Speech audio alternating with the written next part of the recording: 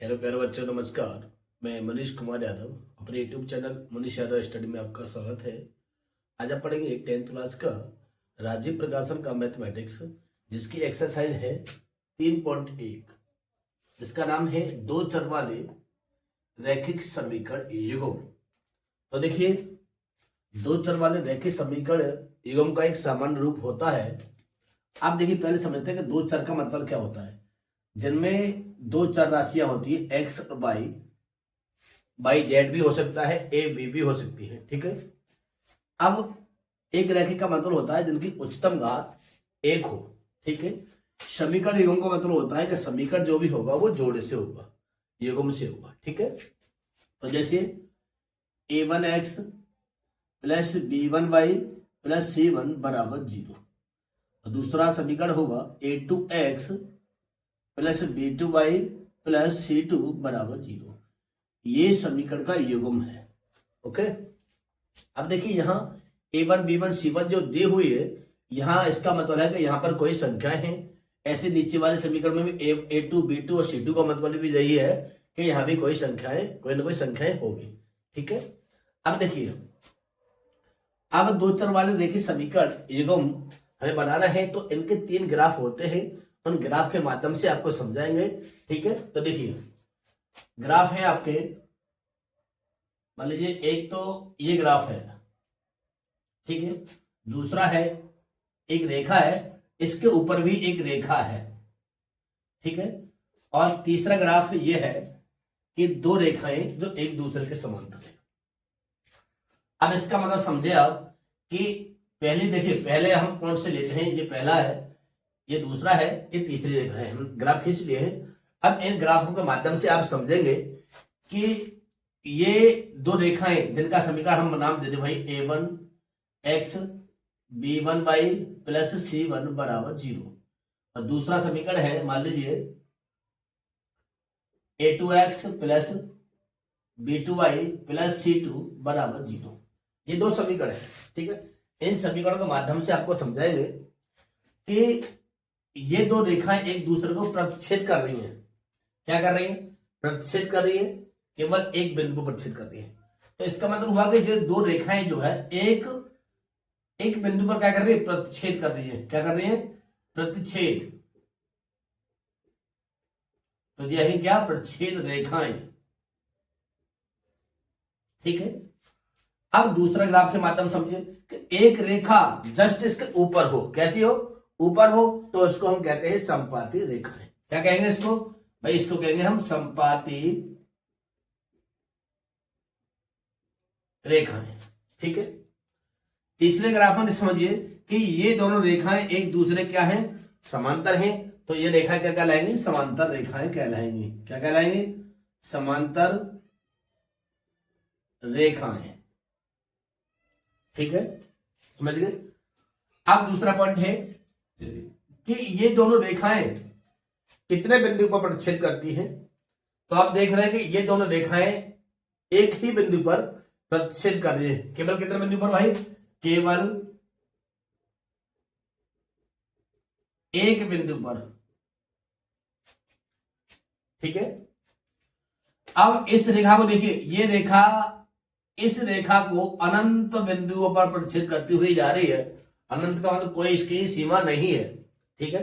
तो इसका मतलब इसके भी देखिए, ये एक बिंदु पर प्रतिच्छेद कर रही है, तो इसका मतलब इसका एक ही हल होगा। ये अनंत बिंदु पर प्रतिच्छेद कर रही है, तो इसका मतलब क्या होगा? अनंत हल होंगे। क्या होंगे? अनंत हल होंगे, हल होंगे, ठीक है। अब देखिए, तीसरे ग्राफ में देखिएगा कि ये दोनों रेखाएं हैं, कहीं भी प्रतिच्छेद नहीं कर रही है। क्या कहीं प्रतिच्छेद कर रही है? कहीं प्रतिच्छेद नहीं कर रही है। तो इसका मतलब है कोई हल नहीं, कोई हल नहीं, हल संभव ही नहीं है, ओके। अब देखिए, इनका मतलब है कि जिन रेखाओं का कोई ना कोई किसी ना किसी बिंदु को प्रतिच्छेद है, जब प्रतिच्छेद है तो क्या होगी? तो वो होगी संगत रेखाएं। क्या होगी? संगत होगी, संगत रेखाएं, ठीक है। अब ये इनका भी हल है भाई, इनके अनंत हल है।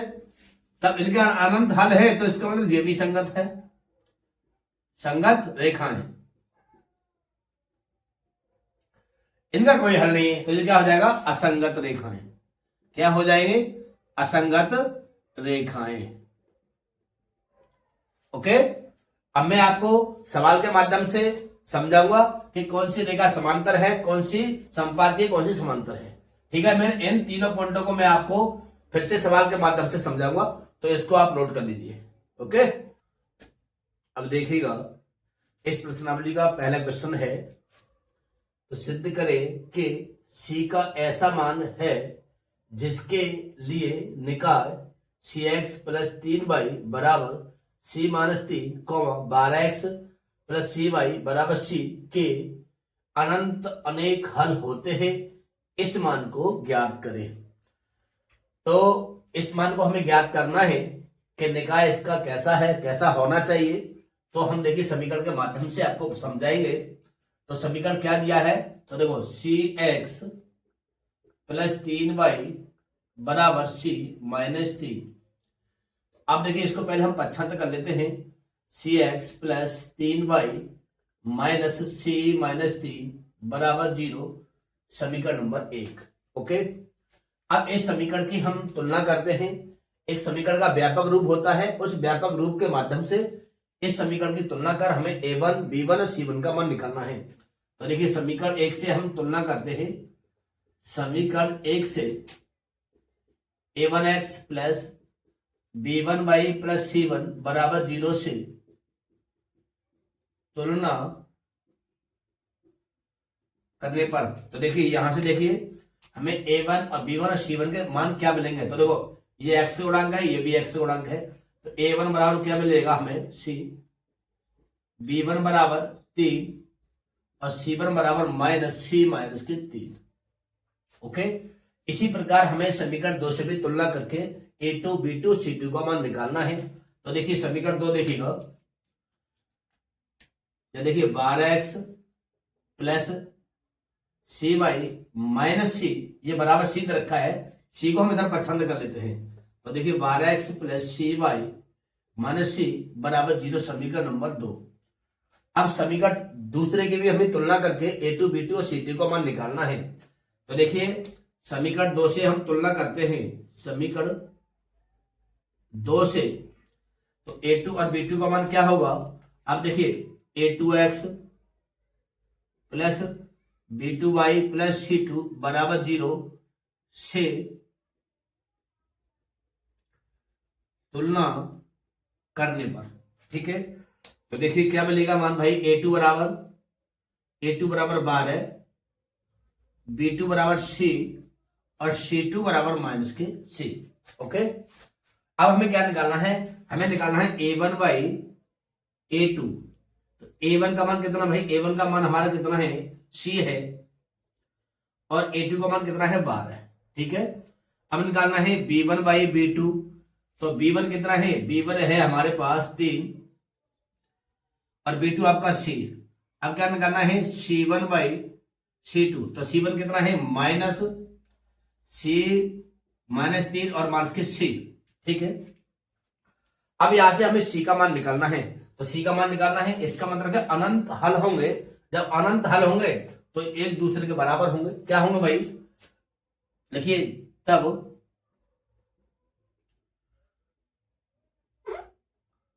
अनंत हल होंगे,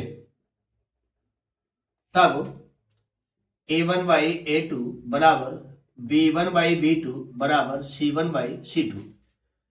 ये आपका फॉर्मूला है, इन फॉर्मूले के माध्यम से आगे हम हल करेंगे, तो देखिएगा। ठीक है, अब देखिए यहां a1 बाई a2 का मान कितना है, c बट्टे 12 बराबर b1 बाई b2 का मान है 3 बट्टे, यह c है, सॉरी यह देखिए कितना है, ये c है, तो c लिखिएगा बराबर, यह माइनस या माइनस काट दीजिएगा, कितना बचेगा c1 माइनस c2 का मान कितना है c माइनस c माइनस 3 बट्टे c।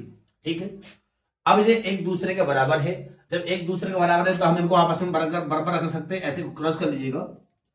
जब हम क्रॉस करेंगे तो कितना आ जाएगा, सी स्क्वायर बराबर 12 तिया 36, तो सी बराबर कितना आ जाएगा प्लस माइनस के 6, और हमें यही मान ज्ञात करना है। ओके, और यही आपका क्या हो जाएगा, आंसर हो जाएगा। अब देखिएगा ये दूसरा प्रश्न का फर्स्ट प्रश्न है। दो समीकरण दिए हुए हैं, 5x माइनस 4y प्लस 8 बराबर 0, समीकरण नंबर 1। दूसरा समीकरण दिया है 7x प्लस 6y माइनस 9 बराबर 0। ठीक है, इन दोनों समीकरणों की तुलना करके हमें a1/a2, b1/b2 और c1/c2 कर ज्ञात कर हमें ये देखना है कि प्रतिच्छेद करती रेखाएं हैं, समांतर हैं या फिर समबाती हैं। ठीक है, तो चलिए हम समीकरण 1 से क्या करते हैं, तुलना करते हैं। समीकरण 1 से a1x plus b1y plus c1 बराबर 0 से तुलना करने पर, तो यहां देखिएगा a1 का मान कितना आएगा, तो a1 बराबर आपका आ जाएगा 5, b1 बराबर -4 और c1 बराबर 8। इसी प्रकार हमें समीकरण 2 से तुलना करनी है। तो देखिए यहां समीकरण 2 से तुलना करिए। समीकरण 2 से a2x plus b2y plus c2 बराबर 0 से तुलना करने पर, तो देखिए a2 बराबर कितना आ जाएगा, यहां मिलेगा a2 बराबर 7, b2 बराबर 6, c2 बराबर -9। अब देखिए हमें क्या निकालना है, हमें निकालना है a1/a2। a1 का मान 5 और a2 का मान 7, कॉमा अब निकालना b1/b2, तो b1 का मान -4 और b2 का मान 6, c1/c2 बराबर, भाई c1 का मान 8 है और c2 का मान -9 है। ठीक, अब देखिए हमें ये देखना है कि आपस में एक दूसरे के बराबर है या नहीं है। ठीक है, तो कंडीशन ये देखनी है कि a1/a2 बराबर b1/b2। तो देखिए a1 का मान कितना भाई 5/7 है और b1 का मान कितना भाई b1/b2 का मान 4/6। तो ये एक दूसरे के बराबर नहीं है। जब एक दूसरे के बराबर नहीं है तो इसका मतलब क्या है कि a1/a2 not is equal to b1/b2। इसका मतलब है कि प्रतिच्छेद करती रेखाएं, इनका क्या मतलब है, प्रतिच्छेद करती रेखाएं। अब देखिएगा दूसरे का सेकंड प्रश्न है। तो समीकरण दिए हुए हैं। पहला समीकरण दिया है 9x प्लस 3y प्लस 12 बराबर 0, समीकरण नंबर 1। दूसरा समीकरण दिया है 18x प्लस 6y प्लस 24 बराबर 0, समीकरण नंबर 2। इन समीकरणों की हमें तुलना एक एक करके तुलना करनी है और a1, b1 और c1 का मान निकालना है। ठीक है, तो सबसे पहले हम समीकरण 1 से तुलना करते हैं। तो देखिए समीकरण 1 से a1x plus b1y plus c1 बराबर 0 से तुलना करने पर, अब हम तुलना करेंगे भाई पहले समीकरण से। तो देखो a1 बराबर कितना मिल जाएगा, a1 बराबर मिलेगा 9, b1y बराबर 3, c1 बराबर 12। अब इसी प्रकार हमें समीकरण 2 से तुलना करनी है। तो देखिए समीकरण 2 आपका है a2x plus b2y plus c2 बराबर 0 से तुलना करने पर, अब देखिए a2 और b2 और c2 को मान क्या मिलेगा, तो a2 बराबर मिलेगा 18, b2 बराबर 6 और c2 बराबर 24। ठीक है, अब हमें क्या निकालना है, अब हमें निकालना है a1/a2। a1 का मान भाई 9 और a2 का है 18, b1/b2, b1 का मान 3 है और b2 का 6 है, c1/c2, c1 का मान कितना भाई 12 है और c2 का कितना है 24 है। ठीक है, अब देखिए दोनों कट रहा है, 9 1 9, 9 दूनी 18, 3 1 3, 3 दूनी 6, 12 1 12, 12 दूनी 24। तो a1/a2 बराबर 1/2, B1/B2 बराबर 1/2, C1/C2 बराबर 1/, तीनों के मान बराबर है। जब बराबर है तो क्या होगा, यहां देखिएगा A1/A2 बराबर B1/B2 बराबर C1/C2। C1/C2 कितना मान भाई, 1/2, ये भी 1/2 और ये भी 1/2। जब तीनों एक दूसरे का बराबर है तो कंडीशन देखिएगा क्या होगा, तो यहां होगा संपाती रेखाएं। क्या होगी भाई, संपाती रेखाएं। अब देखिए तीसरा प्रश्न है दूसरे का, तो समीकरण दिए हैं, फर्स्ट और सेकंड समीकरण दिया है। तो पहला समीकरण दिया है 6x - 3y + 10 बराबर 0, समीकरण नंबर 1। दूसरा समीकरण दिया है 2x - y + 9 बराबर 0, समीकरण नंबर 2। अब देखिए एक एक करके समीकरण की हमें तुलना करनी है, तो हम तुलना करते हैं। देखिए समीकरण 1 से हम तुलना करते हैं। पहले समीकरण 1 से a1x + b1y + c1 बराबर 0 से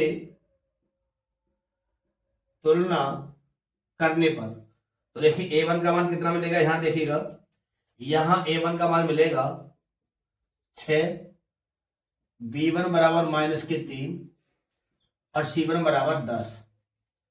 अब इसी प्रकार हमें समीकरण 2 से तुलना करनी है।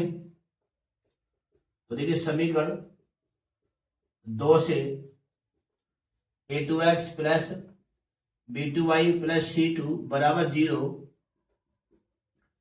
से तुलना करने पर, अब देखिए हम समीकरण 2 से तुलना करते हैं, तो a2 बराबर कितना मिल जाएगा, 2,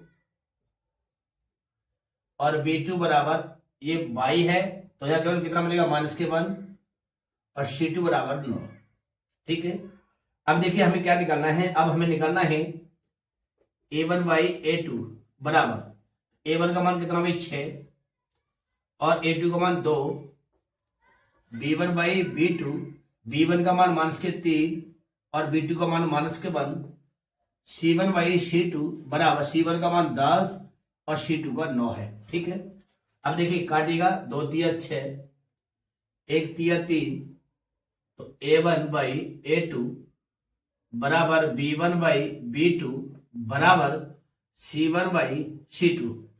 अब देखिए a1/a2 का मान कितना है, तो यहां देखेंगे आप a1/a2 का जो मान है, a1/a2 बराबर b1/b2 बराबर c1/c2। तो a1/a2 का मान कितना आया, 3 आया, यहां भी 3 आया, और यहां कितना आया, 10/, यहां 9 आया है। तो आप देख रहे हैं कि ये दो बराबर है, तो इस कंडीशन में ये इसके बराबर नहीं है। जब ये इसके बराबर नहीं है तो कौन सा फॉर्मूला प्रयोग हुआ, ये वाला। देख रहे हैं आप कि a1/a2 बराबर है b1/b2 बराबर नहीं है c1/c2 का। तो इसका मतलब क्या होगा, समांतर रेखाएं, समांतर रेखाएं।